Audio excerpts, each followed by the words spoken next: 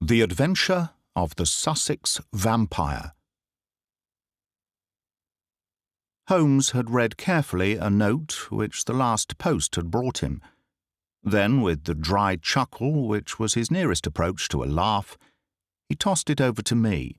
For a mixture of the modern and the medieval, of the practical and of the wildly fanciful, I think this is surely the limit, said he. What do you make of it, Watson? I read as follows.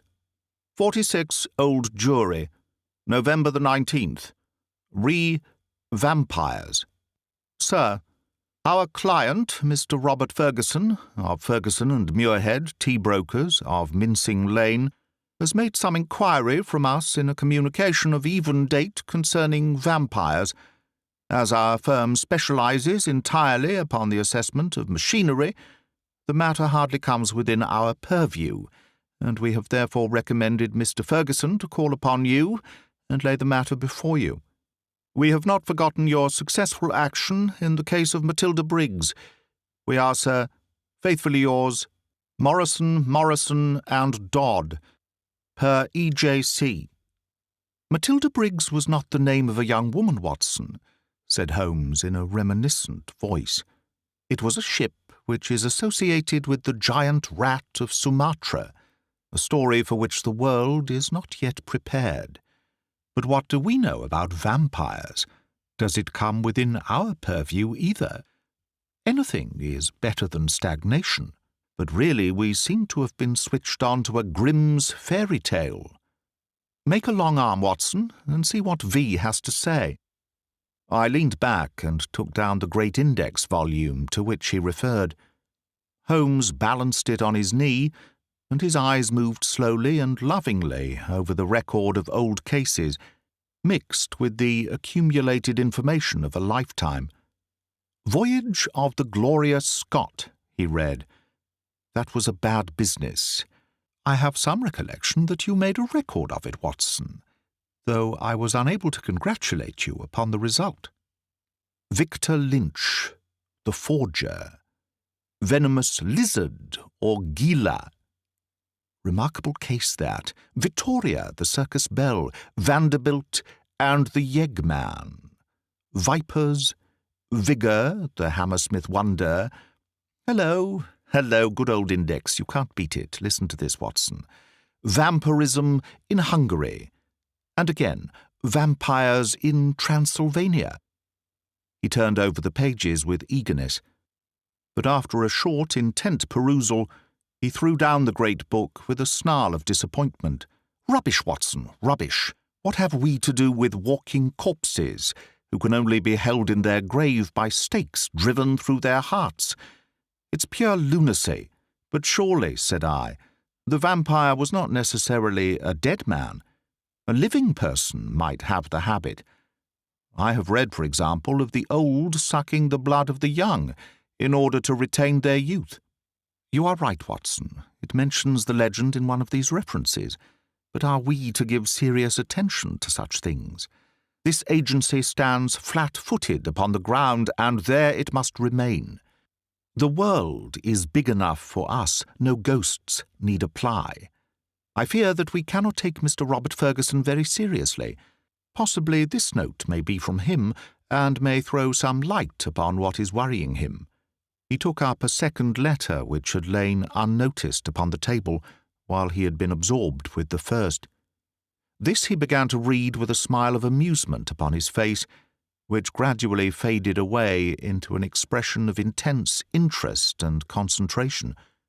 When he had finished, he sat for some little time lost in thought, with the letter dangling from his fingers. Finally, with a start, he aroused himself from his reverie. Cheeseman's, Lamberley. Where is Lamberley, Watson? It is in Sussex, south of Horsham. Not very far, eh? And Cheeseman's? I know that country, Holmes. It is full of old houses which are named after the men who built them centuries ago. You get Audleys and Harveys and Carritons. The folk are forgotten, but their names live in their houses. Precisely, said Holmes coldly. It was one of the peculiarities of his proud, self-contained nature that though he docketed any fresh information very quietly and accurately in his brain, he seldom made any acknowledgment to the giver.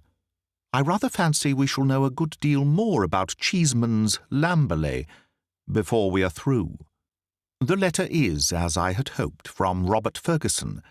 By the way, he claims acquaintance with you. With me? You had better read it. He handed the letter across. It was headed with the address quoted.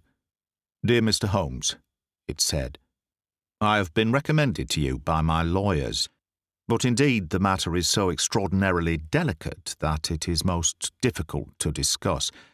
It concerns a friend for whom I am acting. This gentleman married some 5 years ago a Peruvian lady, the daughter of a Peruvian merchant, whom he had met in connection with the importation of nitrates. This lady was very beautiful, but the fact of her foreign birth and of her alien religion always caused a separation of interests and of feelings between husband and wife, so that after a time his love may have cooled towards her, and he may have come to regard their union as a mistake. He felt there were sides of her character which he could never explore or understand. This was the more painful as she was as loving a wife as a man could have, to all appearance absolutely devoted. Now for the point which I will make more plain when we meet. Indeed, this note is merely to give you a general idea of the situation, and to ascertain whether you would care to interest yourself in the matter. The lady began to show some curious traits, quite alien to her ordinarily sweet and gentle disposition. The gentleman had been married twice, and he had one son by the first wife. This boy was now 15, a very charming and affectionate youth, though unhappily injured through an accident in childhood. Twice the wife was caught in the act of assaulting this poor lad in the most unprovoked way. Once she struck him with a stick, and left a great wheal on his arm. This was a small matter, however, compared with her conduct to her own child, a dear boy, just under 1 year of age. On one occasion, about a month ago, this child had been left by its nurse for a few minutes. A loud cry from the baby, as of pain, called the nurse back. As she ran into the room, she saw her employer, the lady, leaning over the baby and apparently biting his neck. There was a small wound in the neck from which a stream of blood had escaped. The nurse was so horrified that she wished to call the husband, but the lady implored her not to do so and actually gave her £5 as a price for her silence. No explanation was given, and for the moment the matter was passed over. It left, however, a terrible impression upon the nurse's mind, and from that time she began to watch her mistress closely and to keep a closer guard upon the baby, whom she tenderly loved. It seemed to her that even as she watched the mother, so the mother watched her, and that every time she was compelled to leave the baby alone, the mother was waiting to get at it. Day and night the nurse covered the child, and day and night the silent, watchful mother seemed to be lying in wait, as a wolf waits for a lamb. It must read most incredible to you, and yet I beg you to take it seriously, for a child's life and a man's sanity may depend upon it. At last there came one dreadful day when the facts could no longer be concealed from the husband. The nurse's nerve had given way. She could stand the strain no longer, and she made a clean breast of it all to the man. To him it seemed as wild a tale as it may now seem to you. He knew his wife to be a loving wife, and save for the assaults upon her stepson, a loving mother. Why then should she wound her own dear little baby? He told the nurse that she was dreaming, that her suspicions were those of a lunatic, and that such libels upon her mistress were not to be tolerated. While they were talking, a sudden cry of pain was heard. Nurse and master rushed together to the nursery. Imagine his feelings, Mr. Holmes, as he saw his wife rise from a kneeling position beside the cot, and saw blood upon the child's exposed neck and upon the sheet. With a cry of horror he turned his wife's face to the light, and saw blood all round her lips. It was she, She beyond all question, who had drunk the poor baby's blood. So the matter stands. She is now confined to her room. There has been no explanation. The husband is half demented. He knows, and I know, little of vampirism beyond the name. We had thought it was some wild tale of foreign parts. And yet here, in the very heart of the English Sussex. Well, all this can be discussed with you in the morning. Will you see me? Will you use your great powers in aiding a distracted man? If so, kindly wire to Ferguson, Cheeseman's, Lamberley, and I will be at your rooms by 10 o'clock. Yours faithfully, Robert Ferguson. P.S. I believe your friend Watson played rugby for Blackheath when I was 3/4 for Richmond. It is the only personal introduction which I can give. Of course I remembered him, said I, as I laid down the letter. Big Bob Ferguson, the finest 3/4 Richmond ever had. He was always a good-natured chap. It's like him to be so concerned over a friend's case. Holmes looked at me thoughtfully and shook his head. I never get your limits, Watson, said he. There are unexplored possibilities about you. Take a wire down like a good fellow. We'll examine your case with pleasure. Your case? We must not let him think that this agency is a home for the weak-minded. Of course it is his case. Send him that wire and let the matter rest till morning. Promptly at 10 o'clock next morning, Ferguson strode into our room. I had remembered him as a long, slab-sided man with loose limbs and a fine turn of speed, which had carried him round many an opposing back.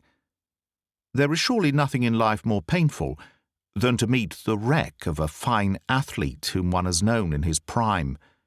His great frame had fallen in, his flaxen hair was scanty, and his shoulders were bowed. I fear that I roused corresponding emotions in him. "Hello, Watson," said he, and his voice was still deep and hearty. "You don't look quite the man you did when I threw you over the ropes into the crowd at the old deer park. I expect I've changed a bit also. But it's this last day or two that has aged me. I see by your telegram, Mr. Holmes, that it is no use my pretending to be anyone's deputy."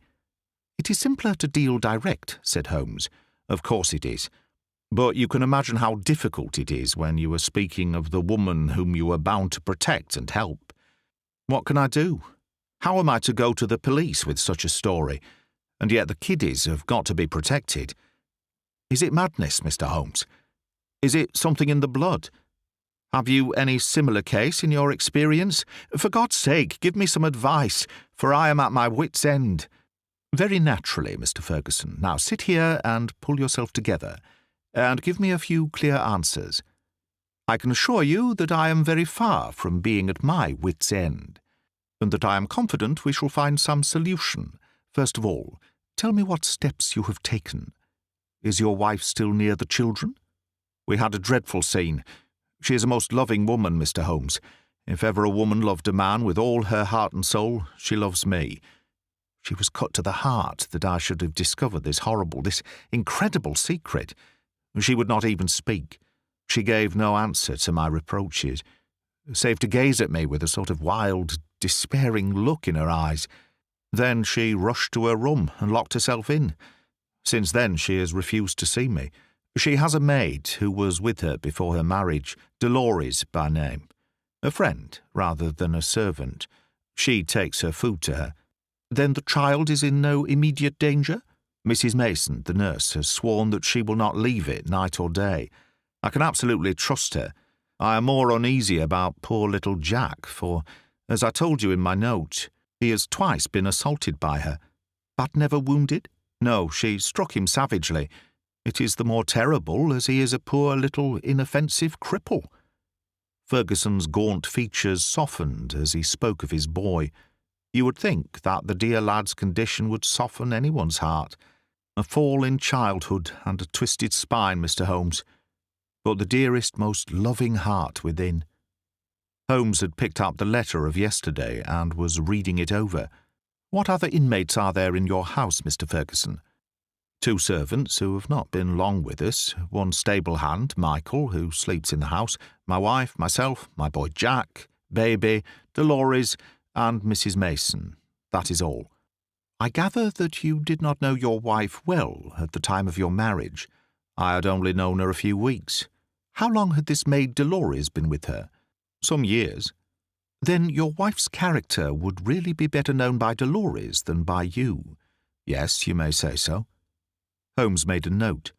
I fancy, said he, that I may be of more use at Lamberley than here. It is eminently a case for personal investigation. If the lady remains in her room, our presence could not annoy or inconvenience her. Of course, we would stay at the inn. Ferguson gave a gesture of relief. It is what I hoped, Mr. Holmes. There is an excellent train at 2 from Victoria, if you could come. Of course we could come. There is a lull at present. I can give you my undivided energies. Watson, of course, comes with us. But there are 1 or 2 points upon which I wish to be very sure before I start. This unhappy lady, as I understand it, has appeared to assault both the children, her own baby and your little son. That is so. But the assaults take different forms, do they not? She has beaten your son, once with a stick and once very savagely with her hands. Did she give no explanation why she struck him? None, save that she hated him. Again and again she said so. Well, that is not unknown among stepmothers. A posthumous jealousy, we will say. Is the lady jealous by nature? Yes, she is very jealous. Jealous with all the strength of her fiery tropical love. But the boy, he is 15, I understand, and probably very developed in mind, since his body has been circumscribed in action. Did he give you no explanation of these assaults? No, he declared there was no reason. Were they good friends at other times? No, there was never any love between them. Yet you say he is affectionate. Never in the world could there be so devoted a son. My life is his life. He is absorbed in what I say or do. Once again Holmes made a note. For some time he sat lost in thought. No doubt you and the boy were great comrades before this second marriage. You were thrown very close together, were you not? Very much so. And the boy, having so affectionate a nature, was devoted, no doubt, to the memory of his mother? Most devoted. He would certainly seem to be a most interesting lad. There is one other point about these assaults. Were the strange attacks upon the baby and the assaults upon your son at the same period? In the first case it was so. It was as if some frenzy had seized her, and she had vented her rage upon both. In the second case it was only Jack who suffered. Mrs. Mason had no complaint to make about the baby. That certainly complicates matters. I don't quite follow you, Mr. Holmes. Possibly not. One forms provisional theories and waits for time or fuller knowledge to explode them. A bad habit, Mr. Ferguson, but human nature is weak. I fear that your old friend here has given an exaggerated view of my scientific methods. However, I will only say at the present stage that your problem does not appear to me to be insoluble, and that you may expect to find us at Victoria at 2 o'clock. It was evening of a dull, foggy November day when, having left our bags at the Chequers, Lamberley, we drove through the Sussex clay of a long, winding lane, and finally reached the isolated and ancient farmhouse in which Ferguson dwelt. It was a large, straggling building, very old in the centre, very new at the wings, with towering Tudor chimneys and a lichen-spotted, high-pitched roof of Horsham slabs. The doorsteps were worn into curves, and the ancient tiles which lined the porch were marked with the rebus of a cheese and a man, after the original builder.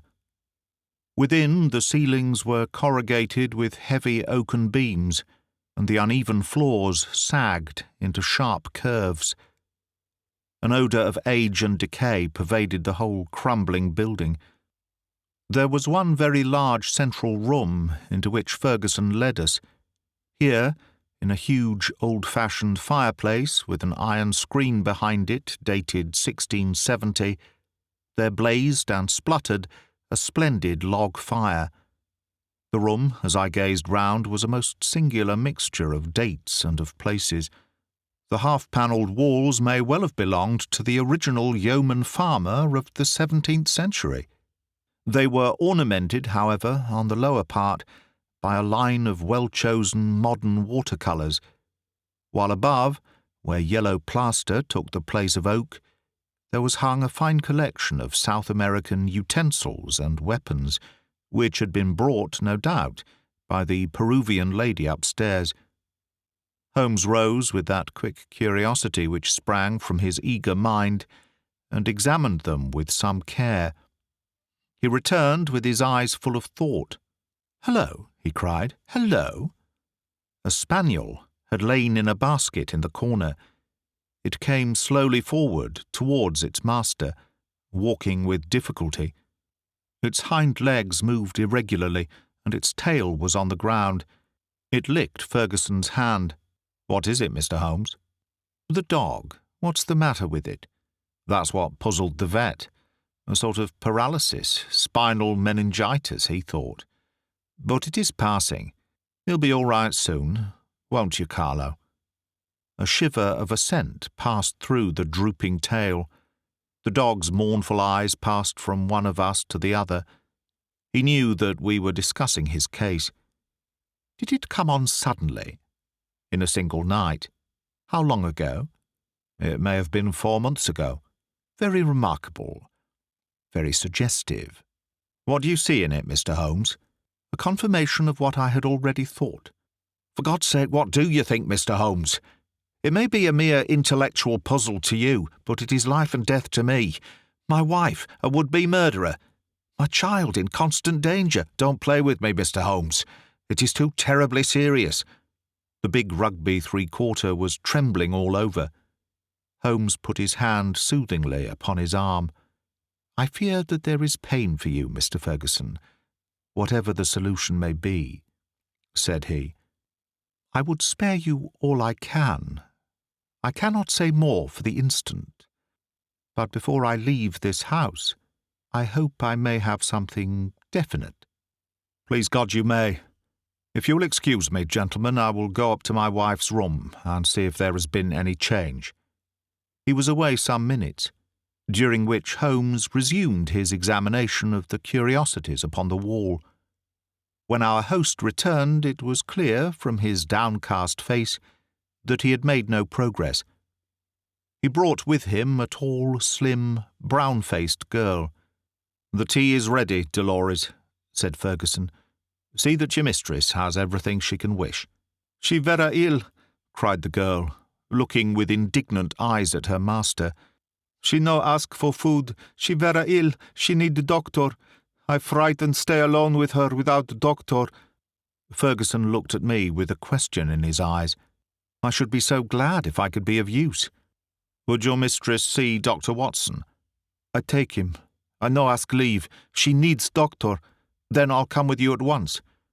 I followed the girl, who was quivering with strong emotion, up the staircase and down an ancient corridor. At the end was an iron-clamped and massive door. It struck me, as I looked at it, that if Ferguson tried to force his way to his wife, he would find it no easy matter. The girl drew a key from her pocket, and the heavy oaken planks creaked upon their old hinges.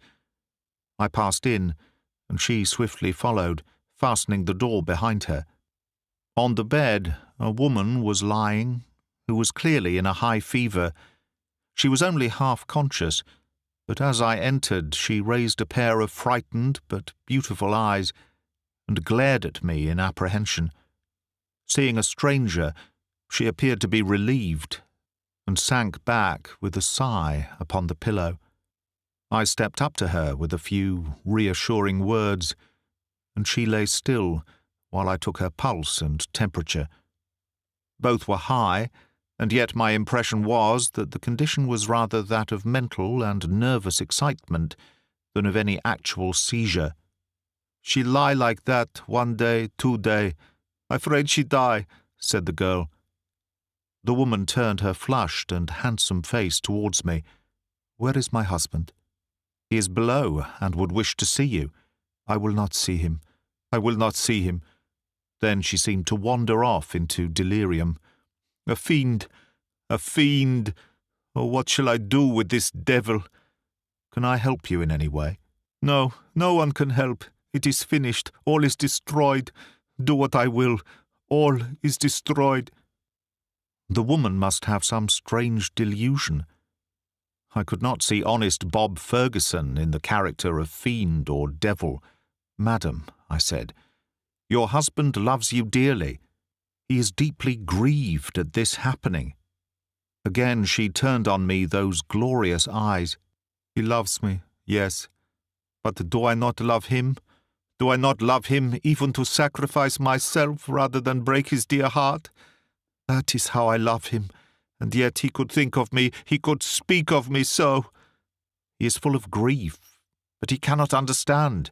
No, he cannot understand, but he should trust." "Will you not see him?"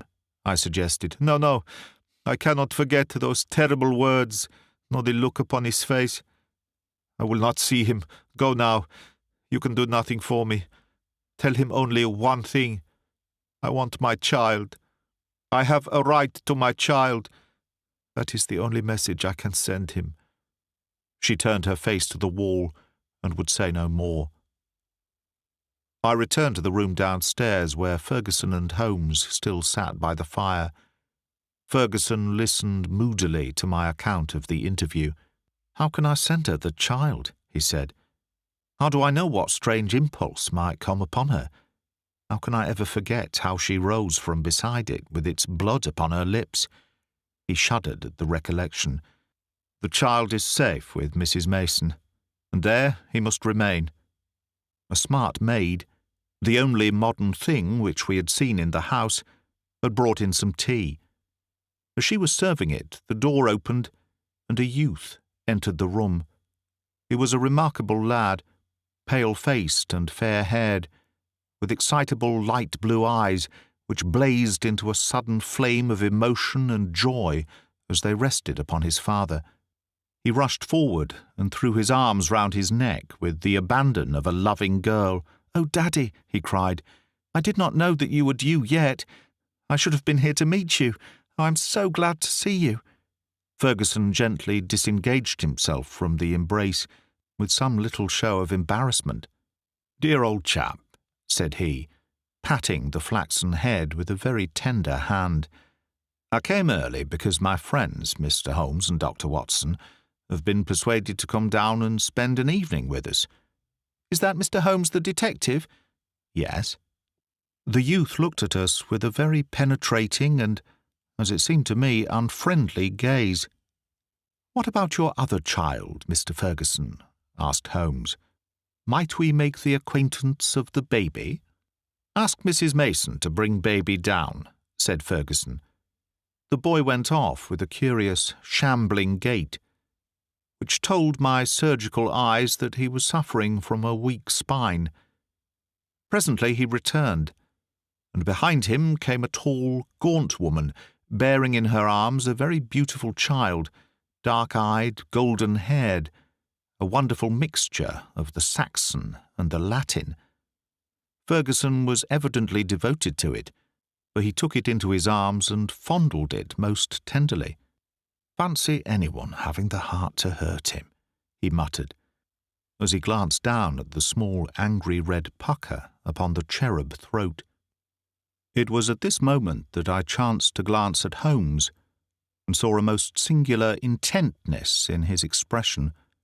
His face was as set as if it had been carved out of old ivory, and his eyes, which had glanced for a moment at father and child, were now fixed with eager curiosity upon something at the other side of the room.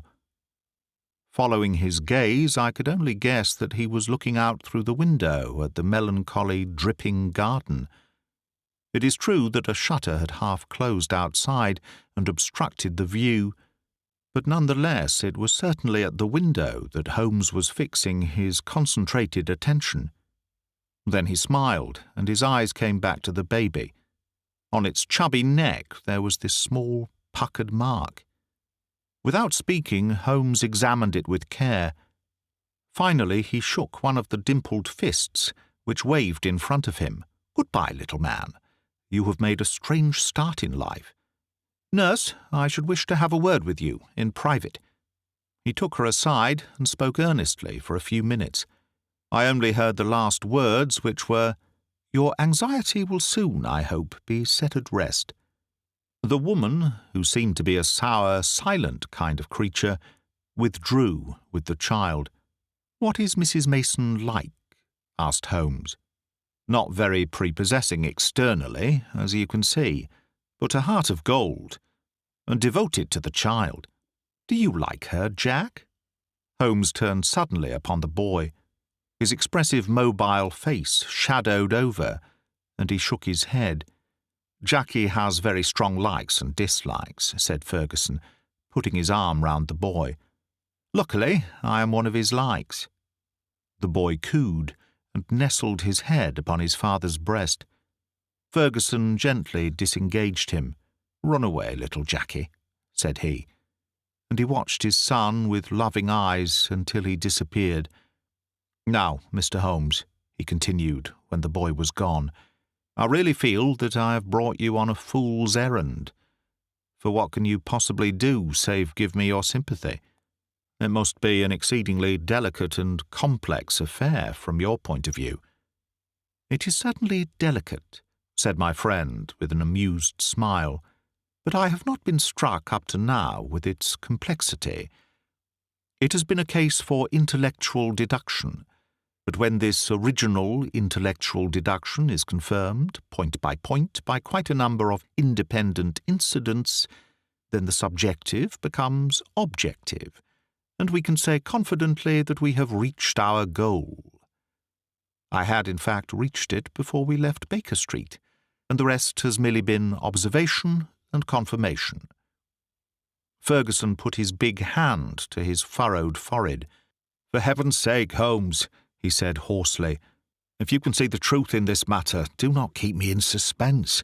How do I stand? What shall I do? I care nothing as to how you have found your facts, so long as you have really got them. Certainly I owe you an explanation, and you shall have it, but you will permit me to handle the matter in my own way.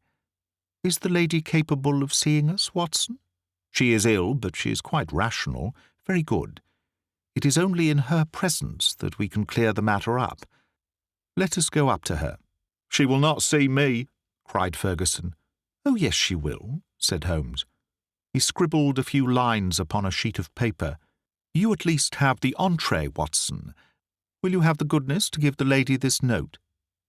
I assented again, and handed the note to Dolores, who cautiously opened the door. A minute later I heard a cry from within, a cry in which joy and surprise seemed to be blended. Dolores looked out. "She will see them. She will listen," said she. At my summons, Ferguson and Holmes came up. As we entered the room, Ferguson took a step or two towards his wife, who had raised herself in the bed, but she held out her hand to repulse him. He sank into an armchair, while Holmes seated himself beside him, after bowing to the lady, who looked at him with wide-eyed amazement. "Oh, I think we can dispense with Dolores," said Holmes. "Oh, very well, madam. If you would rather she stayed, I can see no objection. Now, Mr. Ferguson, I am a busy man with many calls, and my methods have to be short and direct. The swiftest surgery is the least painful. Let me first say what will ease your mind. Your wife is a very good, a very loving, and a very ill-used woman." Ferguson sat up with a cry of joy. "Prove that, Mr. Holmes, and I am your debtor forever." "I will do so, but in doing so I must wound you deeply in another direction." "I care nothing, so long as you clear my wife. Everything on earth is insignificant compared to that." "Let me tell you, then, the train of reasoning which passed through my mind in Baker Street.